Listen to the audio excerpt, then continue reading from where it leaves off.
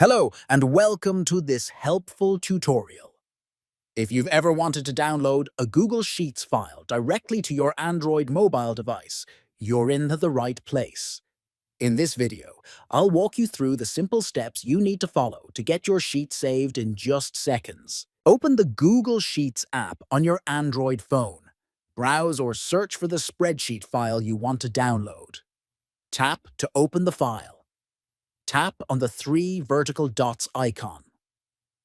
This will open a drop-down menu with several options.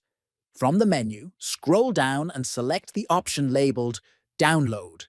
Wait a moment while the file is being saved. It will be downloaded to your device, and you can access it anytime offline. Thanks for watching this tutorial. Now you know how to download your Sheets files on Android quickly and easily. Don't forget to subscribe for more simple tech guides like this one.